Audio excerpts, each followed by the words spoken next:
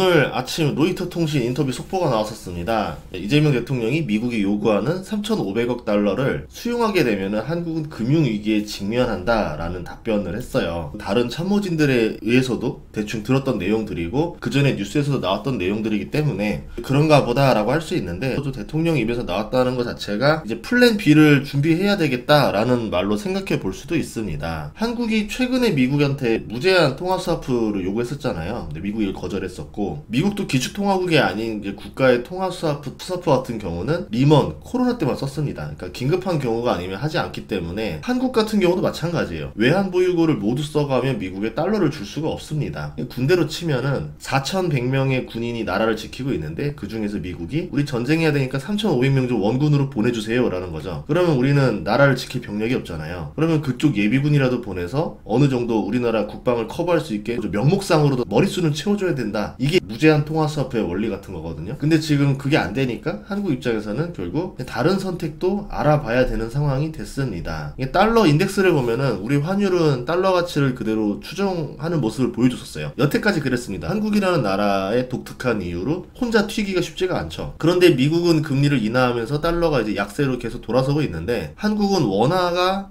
강세로 가야 되는데 약세로 같이 돌아서요. 달러 약세, 원화 약세라는 말도 안 되는 상황을 눈으로 본 겁니다. 이게 정상적이었다면은 지금 환율이 1,300원은 돼야 되거든요. 근데 이번 환율의 갭이 8월부터 벌어져가지고 관세 협상이 나오면서부터 이제 벌어지기 시작했는데, 8, 9월에 나온 이유로 인해서 원화가 약세로 돌변한 거 아닌가, 이렇게 추정이 됩니다. 관세 때문이야라 말할 수는 없겠지만 이제 그때 벌어진 한국만의 이유가 있기 때문에 벌어지는 거거든요. 이 글로벌 지수를 따라가지 못할 때는 그 나라만의 이유가 있는 겁니다. 그럼 증시의 문제냐? 증시 문제도 아닙니다.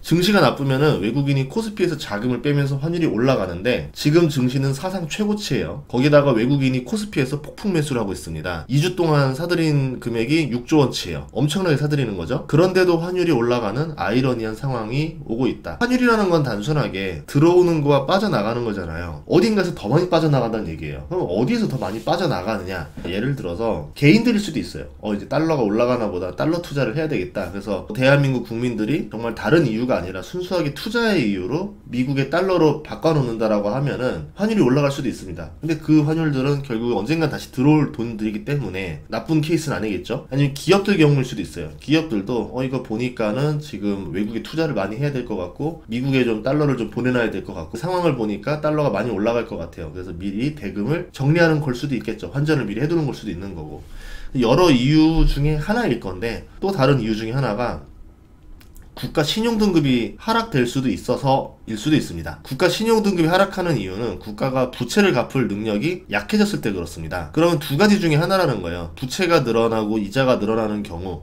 아니면 수입이 줄어들었을 때. 수입이 줄어들면은 부채가 그대로여도 부채 갚을 능력이 사라지겠죠. 국가 신용등급은 달러빚과도 연관이 있겠죠. 신용등급 하락이 오면은 증시가 하락할 수 있는데, 외국인이 오히려 지금 주식을 산다는 건 또 무슨 의미일까요? 보통은 안 그렇잖아요. 그러니까 지금 이 두 개가 양립할 수 없는 상황이 동시에 벌어지는 게 지금 여러 가지가 있습니다. 한국의 환율이 올라가면서 지금 벌어지는 건데, 한국의 금리 인하랑 양적 완화로 유동성이 늘어나는 상황입니다. 코스피가 상승할 거라 판단하는 거죠. 물론 이렇게 되면 환율도 같이 올라갑니다. 단기적으로는 그렇지만 장기적으로는 또 다른 부작용이 나오긴 해요. 어쨌든 단기적으로는 그냥 같이 먹고 가자, 이런 판단일 수도 있는 거고, 또 하나는 뭐냐면 반도체 등의 특정 영역에만 집중 투자가 된 거예요. 외국인이 코스피를 투자하러 온 게 아니라 AI로 지금 미국 증시들이 더 많이 올랐으니까 그거에 관련된 기업들 주식만 사러 온 겁니다. 만약에 한국이 미국한테 3,500억 달러를 투자하지 않으면 어떻게 될까요? 그러면요, 우리는 관세 2.5%를 감당해야 됩니다. 현재 한국은 대미 수출 관세 세계 6위를 차지했고요. 증가율은 지금 세계 1위를 차지했습니다. 엄청나게 빨리 늘어나고 있죠. 그 외에 한국도 금리 인하를 할 가능성이 있는데, 이제 그거에 대한 선반영이 나올 수도 있겠죠. 그렇게 되면은 양적 완화가 되는 상황이 되지 않겠는가, 이러면서 외국인은 증시로 들어오고 환율이 올라가는 상황이 될 수도 있는 거고요.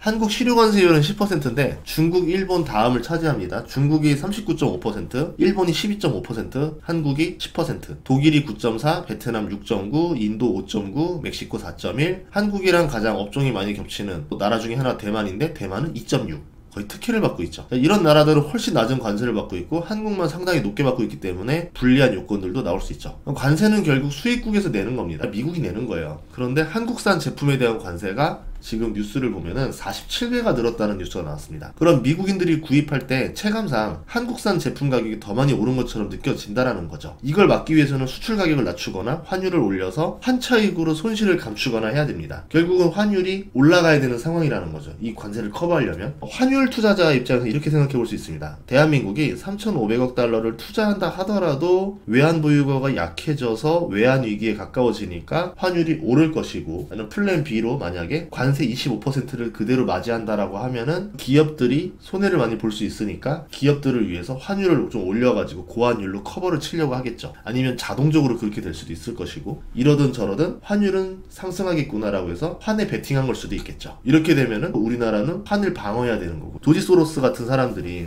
영국도 공격하고 태국도 공격하고 막 여러 나라 공격했잖아요. 그리고 우리나라 IMF를 만든 장본인이기도 한데, 이렇게 환 공격을 하는 헤지펀드들이 있습니다. 그러면 특정 나라가 특정 상황에 걸리면은 환율이 무너지는 그 짧은 타이밍이 나와요. 그때 집중적으로 이 투기 세력들이 환투기로 공격을 들어올 수 있는 거거든요. 그러면 우리나라 같은 경우는 그거를 다 방어할 수 있다라는 걸 보여줘야 되겠죠. 대한민국에 3,500명의 군대가 빠져나가서 텅텅 비어있는데 여기에 미국이 안 채워넣어준대. 그러면 어떻게 할까? 우리가 이때 빈집털이를 들어가자 이렇게 하면서 들어올 거 아니에요. 그때 무제한 통화 스와프 같이 이런 게 떡하니 있으면은 끄떡없겠네? 공격하면 우리만 손해보겠네? 빠져나가자. 나간단 말이죠.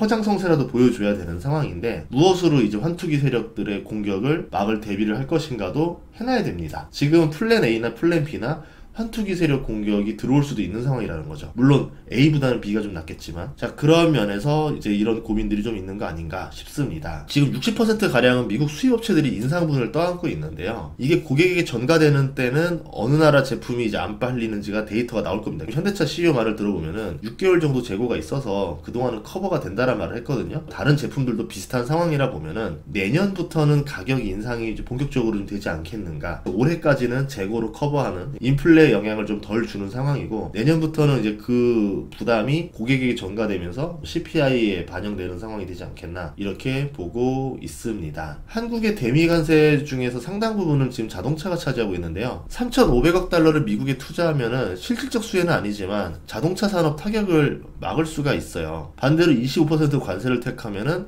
자동차가 가장 타격이 클 수 있다라는 얘기입니다. 그래서 현대차 사장이 이제 이에 대한 해법을 내놨는데, 첫 번째는 관세를 이유로 자동차 가격을 인상하지 않겠다는 발언이었습니다. 미국에서 한국차가 더 많이 팔리면 된다. 마진이 절대적으로 커지기 때문에 가격 인상을 안 해도 된다. 이런 이야기였고, 그 정도 효과를 보려면 판매량이 급격히 성장해야 됩니다. 배 단위로 띄워줘야 되는데, 두 번째는 현재 40%인 미국 생산 비중을 5년 안에 80%까지 끌어올리겠다라는 겁니다. 그러면서 한국의 생산 축소는 없다라고 말을 하는데, 이 두 개가 성립되기가 굉장히 까다로운 단어죠. 성립이 되려면 현대차 판매량이 5년 뒤에 2배가 된다라는 말이거나, 아니면 국내 자동차 판매량이 증가하고 국내 수출 물량을 내수로 다 돌리고, 그래서 미국에서는 신규 생산을 몰빵한다, 이런 뜻이거든요. 이게 이상적이긴 한데 현실적으로 그렇게 되려면은 미국인들 입장에서 가격적인 매력 없이 현대차가 도요타를 제치고 현대차를 선택해야 되는 자동차만의 어떤 매수 매력이 나와야 됩니다. 이게 어떻게 돼야 되는지를 아직은 제시하지 않았기 때문에 듣는 사람 입장에서는 이 현실적일까에 대한 고민이 좀 있을 것 같아요. 어찌 보면은 국내 상당수 기업들이 지금 관세에 대한 대응을 제대로 못하고 있는 거 아닌가, 이런 상황인데, 지금은 A를 택하든 B를 택하든 둘 다 문제인 상황이라는 거고, 나쁜 거와 더 나쁜 걸 택하는 문제도 아니고 그냥 최악과 최악 중에서 무엇을 선택해야 되느냐, 이런 상황입니다. 그런 상황이기 때문에 오히려 어떤 답을 택하더라도 욕을 먹을 수 있는 이런 상황이 나오지 않겠는가라는 우려도 있습니다. 다음 시간에도 좋은 정보로 찾아뵙겠습니다. 구독과 좋아요, 알림 설정 부탁드리고 고맙습니다.